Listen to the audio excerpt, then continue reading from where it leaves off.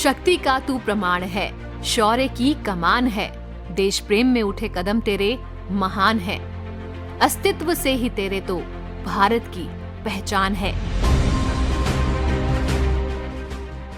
अपना radio 96.9 FM में आप सभी का स्वागत है। मैं हूं कविता शर्मा।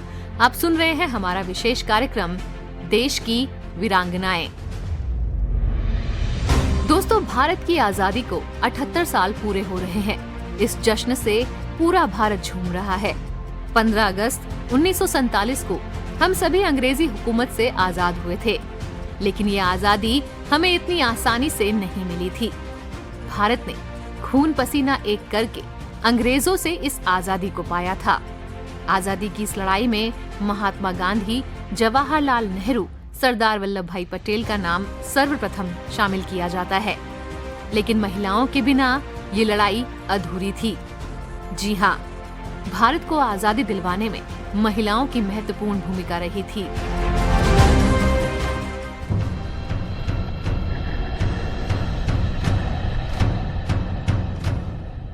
दोस्तों, भारत के इतिहास के पन्नों को अगर पलट के देखा जाए तो ना जाने कितने ही वीरों ने अपने जीवन को देश की आजादी पर समर्पित कर दिया। कितने ही नाम अमर हो गए और आज भी उनके बलिदान को याद करके सीना गर्व से चौड़ा हो जाता है। आज मैं आपके समक्ष इतिहास के उन्हीं पन्नों से कुछ ऐसी वीरांगनाओं की गाथाएं लाई हूँ, जिन्होंने न सिर्फ आजादी का सपना देखा, बल्कि उस सपने को सच करने के लिए प्राणों की आहुति तक दे डाली।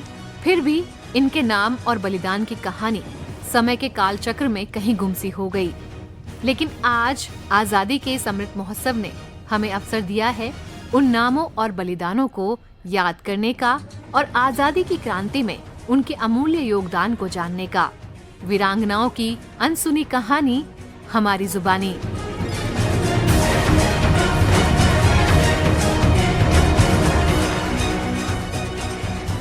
स्वतंत्रता का इतिहास रक्त से लिखा जाता है। अनगिनत बलिदानों से देश के इतिहास का निर्माण होता है। सन 1857 की क्रांति देश के इतिहास में एक नया अध्याय जोड़ गई। क्रांति का मुख्य केंद्र दिल्ली, उत्तर प्रदेश, बिहार और मध्य प्रदेश था, लेकिन दूर दूर तक क्रांति के सिंहनाद की प्रतिध्वनि फैल गई।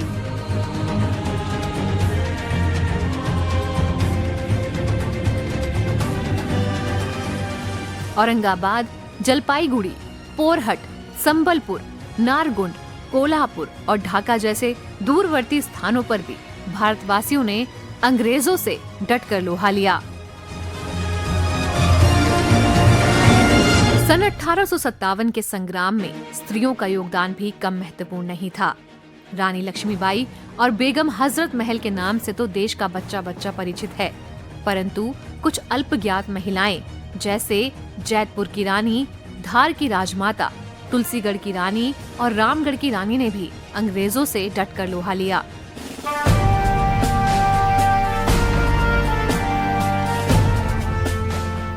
जैतपुर बुंदेलखंड की एक छोटी सी रियासत थी।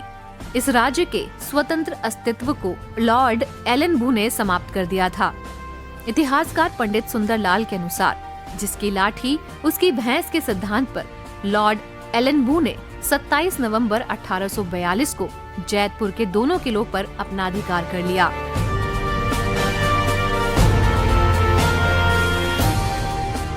जैतपुर के राजा स्वतंत्र विचारों के व्यक्ति थे।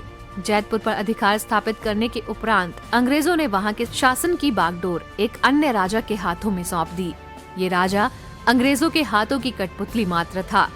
राजा परीक्षित अपने 10 साथियों के साथ जैतपुर छोड़कर भाग गए। जैतपुर की रानी वहां के विद्रोही शासक राजा परीक्षित की पत्नी थी। जैतपुर के राजा को अंग्रेजों ने 1200 रुपए प्रति माह की पेंशन आरंभ कर दी। राजा परीक्षित के मन में अंग्रेजों के प्रति गहरा आक्रोश था और इस अपमान के कारण अंत में उनकी मृत्यु भी हो गई। इन सब कारणों से जैतपुर की रानी के लिए अंग्रेजों का व्यवहार असहाय हो उठा। उन्होंने अपने राज्य पर पुनः अधिकार प्राप्त करने के लिए अंग्रेजों के विरुद्ध विद्रोह का झंडा खड़ा कर दिया। समस्त मालवा प्रदेश में अंग्रेजों के प्रति पहले से ही गहरा असंतोष था। बानपुर, शाहगढ़, पतेरा आदि के राजाओं ने भी विद्रोह कर दिया।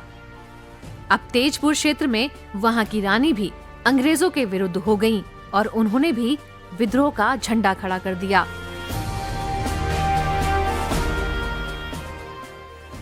सन 1857 में क्रांति का शंखनाद बजते ही जैतपुर की रानी ने अपने को स्वतंत्र शासक घोषित कर दिया। रानी ने तहसीलदारी के समस्त सुरक्षित कोष पर अपना अधिकार कर लिया। हमीरपुर के मजिस्ट्रेट और कलेक्टर G.H. फ्रीलिंग ने लिखा है, उस परगना के बहुत से ठाकुर रानी का साथ दे रहे थे।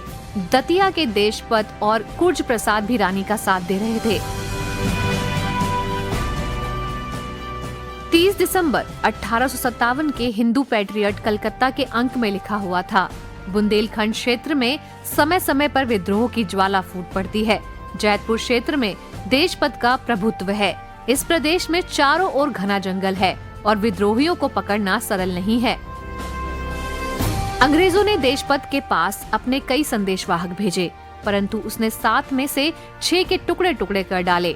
हमीरपुर के मजिस्ट्रेट ने देशपत को कुख्यात डाकू की संज्ञा दी। ऐसे अद्वितीय साथी के सहयोग से जैतपुर की रानी ने अंग्रेजों को नाको चने चबवा दिए। देश का ये दुर्भाग्य था कि जहां जैतपुर की वीर रानी और देशपत जैसे लोग अपने प्राणों की बाजी लगाकर अंग्रेजों के विरुद्ध लड़ रहे थे, वहां अपने ही देश के अन्य राजा अंग्रेजों के साथ थे। राजा चरखेरी अंग्रेजों के मित्र थे। चरखेरी की सेना ने रानी जैतपुर के विरुद्ध हमला बोल दिया। 8 दिन तक घमासान युद्ध होता रहा। रानी जैतपुर ने अपूर्व वीरता का परिचय दिया, किंतु अंत में उन्हें जैतपुर छोड़ देना पड़ा। रानी टिहरी क्षेत्र में शरणार्थी बनकर भटकती रहीं। उनके सहयोगी दतिया के देशपत जैतपुर के जंगलों में छुप गए और अंत तक अंग्रेजों से लोहा लेते रहे। वीर सेनानी हार कर भी नहीं हारते। जैतपुर की रानी की वीरता और विद्रोह की भावना इतिहास के पन्नों में अविस्मरणीय है।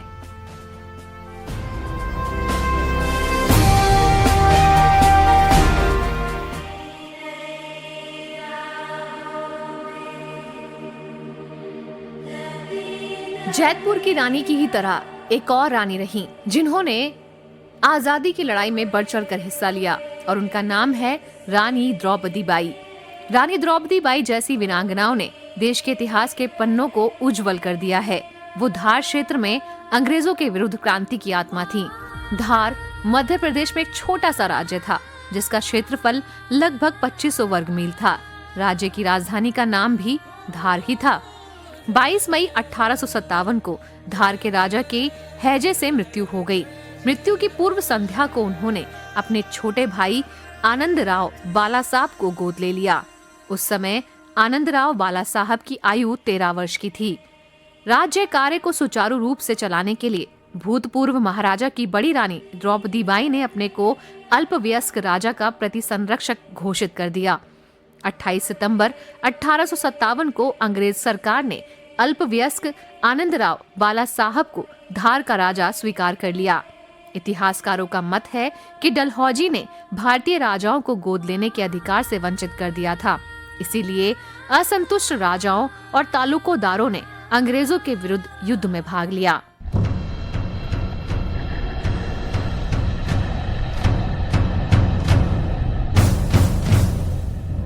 धार राज्य में स्थिति बिल्कुल विपरीत थी। अल्पवयस्क राजा को अंग्रेजों ने स्वीकार कर लिया था, परंतु फिर भी रानी द्रौपदी बाई ने धार में अंग्रेजों के विरुद्ध युद्ध की प्रेरणा दी। रानी द्रौपदी बाई के राज्य संरक्षण के कार्यभार को संभालते ही समस्त प्रदेश में क्रांति की लपटें प्रचंड रूप से फैल गईं। अंग्रेजों के विरुद्ध इस लड़ाई की लपटें धार राज्य में काफी हद तक फैलती चली गईं। जुलाई 1857 से अक्टूबर 1857 तक धार के किले पर क्रांतिकारियों का अधिकार हो गया। 2 सितंबर 1857 को रानी द्रौपदी बाई और क्रांतिकारियों के बीच एक समझौता हुआ। क्रांतिकारी नेता गुल खान, बादशाह खान, सआदत खान स्वयं रानी द्रौपदी बाई के दरबार में आए। अब वो बहुत शक्तिशाली हो गए थे। धार का किला अब भी क्रांतिकारियों के अधिकार में था। वो अंग्रेजों की डाक लूट लेते थे। उन्होंने अंग्रेजों के कई डाक बंगले जला दिए। अंग्रेज अधिकारियों का जीवन बहुत कठिन हो गया। अंग्रेजी सेना 22 अक्टूबर 1857 को धार पहुंच गई। क्रांतिकारियों को अपनी सफलता का पूर्ण विश्वास था। अंग्रेज सेना ने धार के किले को चारों ओर से घेर लिया। धार का किला शहर के बिल्कुल बाहर स्थित था। ये किला मैदान से 30 फुट की ऊंचाई पर लाल पत्थर से बना हुआ था। अंग्रेज सेना किले पर निरंतर गोलाबारी कर रही थी।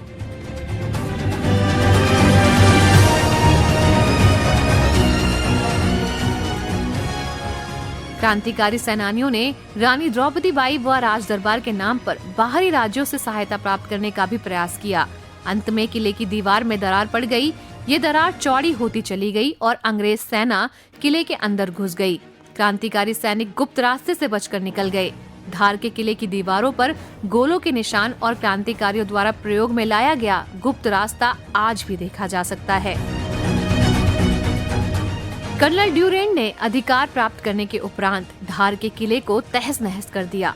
धार राज्य को जब्त कर लिया गया। दीवान रामचंद्र बापूजी और अन्य क्रांतिकारी नेताओं को बंदी बनाकर मंडलेश्वर कारागृह में भेज दिया गया। 1860 में धार का राज्य पुनः अल्पवयस्क राजा को वयस्कता प्राप्त करने पर सौंप दिया गया। उस समय भी धार के राजा को वर्षा जिला नहीं दिया गया। स्वामी भक्ति के इस इनाम के रूप में ये जिला इंदौर के होलकर को दे दिया गया। रानी द्रौपदी बाई के नाम से बहुत कम लोग परिचित हैं, लेकिन इतिहास के पृष्ठों में उनका नाम जगमगाते हुए नक्षत्र की भांति है।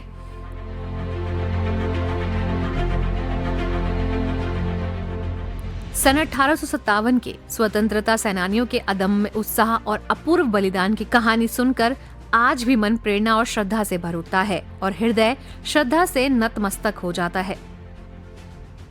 जहां 1857 की क्रांति में बहुत सारी वीरांगनाएं हमें ऐसी मिली जिनके नाम गुमनाम बन के रह गए, वहीं बहुत सी स्वतंत्रता सेनानी ऐसी रहीं जिनके नाम को आज तक भी हम याद करते हैं, जिसमें विदेश में तिरंगा फहराने वाली पहली महिला भीकाजी कामा थी। भारतीय महिला स्वतंत्रता सेनानी भीकाजी कामा ने आजादी की इस लड़ाई में अहम भूमिका निभाई। खास बात ये है कि भीकाजी कामा विदेश में भारत का झंडा फहराने वाली पहली महिला थीं। इसके बाद दूसरी महिलाओं में भी इनका असर देखा जाने लगा और आंदोलन में महिलाओं की संख्या में इजाफा हुआ। भारतीय महिला स्वतंत्रता सेनानी भीकाजी कामा 33 साल बीमारी के चलते भारत से दूर रहीं। फिर भी उन्होंने हार नहीं मानी और आजादी को लेकर उनका सपना कायम रहा। वही देश की पहली महिला शिक्षिका सावित्रीबाई फुले का नाम भला कौन नहीं जानता। ये देश की पहली महिला शिक्षिका बनी थी। इन्होंने ही समाज में महिलाओं के लिए शिक्षा की ज्योति जलाई थी। भारतीय स्त्री आंदोलन की यात्रा में सावित्रीबाई फुले ने अहम भूमिका निभाई। इसके बाद समाज में शिक्षा को लेकर भी कई लड़ाइयाँ की। साल 1848 में महाराष्ट्र के पुणे में देश के सबसे पहले बालिका स्कूल की स्थापना इन्होंने ही की थी। कम उम्र में आजादी की लड़ाई लड़ने वाली महिला का नाम उषा मेहता था। ये आजादी की लड़ाई में सबसे कम उम्र की प्रतिभागियों में से एक थीं। उस दौरान उनकी आयु महज 8 साल की थी। उषा मेहता ने साइमन गो बैक विरोध में भाग लिया था। यही नहीं, उन्होंने पढ़ाई छोड़ने के बाद खुद को पूरी तरह से स्वतंत्रता संग्राम के लिए समर्पित कर दिया था। दोस्तों, आज 15 अगस्त के मौके पर जहां हम आज अपने वीर शहीदों को, अपने स्वतंत्रता सेनानियों को श्रद्धांजलि देते हैं, ऐसे में हम ये भी प्रण लेते हैं कि अपनी इस आजादी को हम ऐसे ही बनाए रखेंगे। भारत को आजाद हवा में सांस लेते हुए आज 78 साल हो गए हैं। भारत हर दिन नए ऊंचाइयों को छू रहा है। हमारा देश विकसित होने की तरफ कदम बढ़ा रहा है। इन्हीं शब्दों के साथ सुनते रहिए अपना रेडियो 96.9 FM। आप सभी को स्वतंत्रता दिवस की बहुत बहुत बधाई।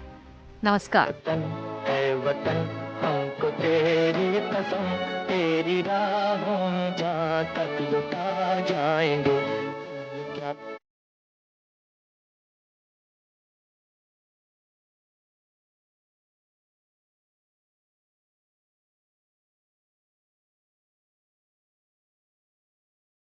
तेरी राहों में जहाँ तक लुटा जाएंगे।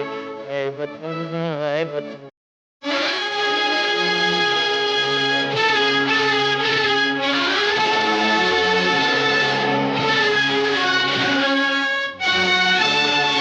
सह चुके हैं सितम हम बहुत गैर के, अब करेंगे हर एक वार का सामना। सह चुके हैं सितम हम बहुत गैर के, अब करेंगे हर एक वार का सामना। झुक सकेगा न अब सरफरोशों का सर, चाहे हो खूनी तलवार का सामना, चाहे हो खूनी तलवार का सामना। सर पे बांधे कफन हम तो हंसते हुए मौत को भी गले से लगा जाएंगे। ऐ वतन ऐ वतन।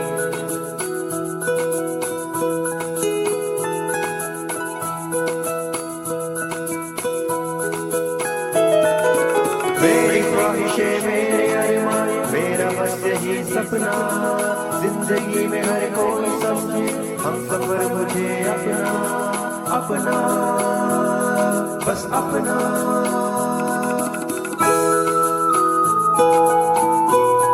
अपना रेडियो 96.9 FM। अपना बस अपना।